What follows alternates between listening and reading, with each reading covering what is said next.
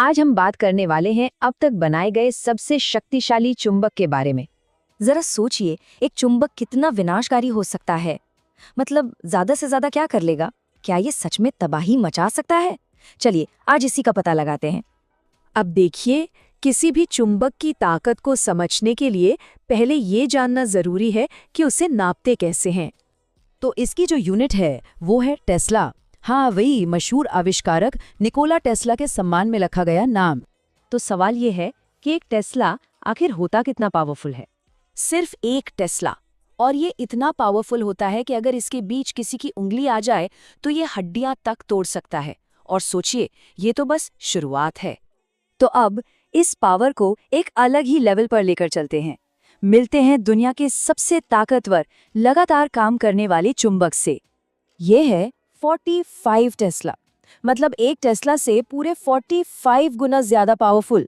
और इसकी ताकत सच में होश उड़ाने वाली है। इसकी पावर का अंदाजा ऐसे लगाइए कि अगर कोई इंसान इसके सामने खड़ा हो और उसके पीछे एक सिक्का रख दिया जाए तो ये चुंबक उस सिक्के को सीधे उसके पेट के आर पार खींच सकता है। वाकई में एक परमानेंट दैत्य है ये। लेकिन एक मिनट, सवाल ये है कि वैज्ञानिक इतने खतरनाक चुंबक बना ही क्यों रहे हैं? इनका इस्तेमाल साइंस की बड़ी बड़ी पहेलियां सुलझाने में होता है, जैसे मैटर की नई स्टेट्स खोजना या फिर फ्यूजन एनर्जी पर रिसर्च करना। पर सोचिए, अगर 45 टेस्ला इतना खतरनाक है तो क्या होगा जब इस पावर को इसकी हद से भी आगे ले जाया जाए? ये कारनामा हुआ जापान में। दुनिया का सबसे पावरफुल चुंबक बनाया गया। लेकिन ये पावर इतनी ज्यादा थी, इतनी अनकंट्रोलेबल कि वो सिर्फ कुछ मिलीसेकंड्स तक ही चल सका। ये था 1200 टेस्ला, जो पिछले 45 टेस्ला वाले चुंबक से 26 गुना और हमारे पहले 1 टेस्ला वाले उदाहरण से पूरे 1200 गुना ज्यादा पावरफुल था। इस लेवल की पावर को संभालना लगभग नामुमकिन है। और हुआ भी बिल्कुल वही। ये चुंबक इतना ताकतवर था कि वो खुद को ही कंट्रोल नहीं कर पाया। उसने लिटरली खुद को ही फाड़ डाला। जिस चेंबर में उसे रखा था उसके दरवाजे धमाके से उड़ गए। आसपास का मेटल पिघल गया।